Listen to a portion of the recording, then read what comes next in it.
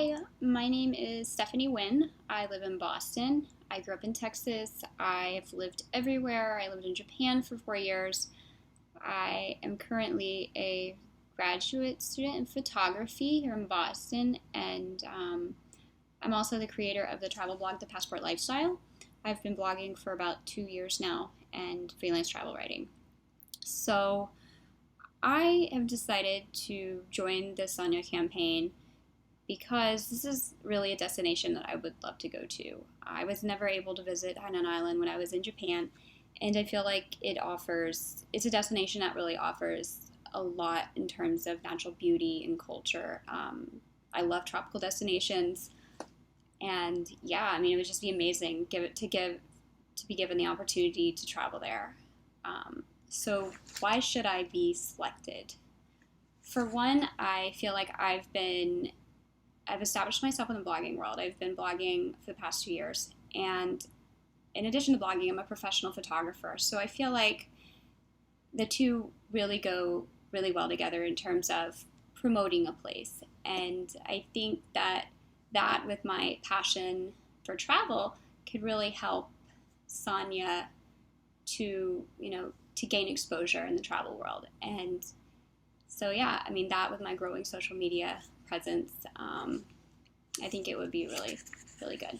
So what motivates me to travel? It's pretty obvious. I mean, who doesn't love to travel, right? I've loved traveling since I was 2.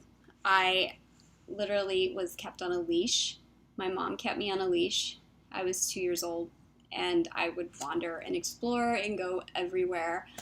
And that has not changed. I still want to go everywhere. And that's like this internal motivation to just want to see everything, to experience everything. Yeah. And I guess an interesting travel experience that I have a few, but I think the most interesting experience, well, it's not the most interesting, but one of the most is when I decided to live in Japan. I'd never been to Japan before. My husband and he was going over there for his job, and I was really torn about whether or not we should move there. I mean, it was a huge change. It's the other side of the world. This was years ago, and I'm obviously a very different person now, but back then I was still a little bit scared of moving to the other side of the world. But the first time I went to visit Japan, my husband was already over there, and I was basically not given any directions on how or where to find him. It was kind of an odd situation. He had sent me like a very quick email on, meet me here at this location. The directions were really terrible. So I showed up at Narita, and I was just, all right, what do I do? So I hopped on a train and hoped I stopped at the right stop. And then I went down this crazy windy street, and I didn't have a cell phone at the time. I didn't have a plan, a data. I was just like wandering around, hoping that I discovered, hoping I arrived at the correct destination.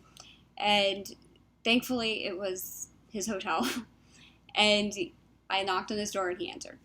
And, he said he was like completely worried sick because he hadn't heard from me, but it was just a really awesome experience because it was my first time, like real time, on the other side of the world. And I didn't have a phone. I didn't have any email connection. It was just very vague directions, but I still found it, and it was really exciting. And then it was around that experience that we decided that we were going to move abroad. And that was, the rest is history. So, yeah, thank you, and vote for me.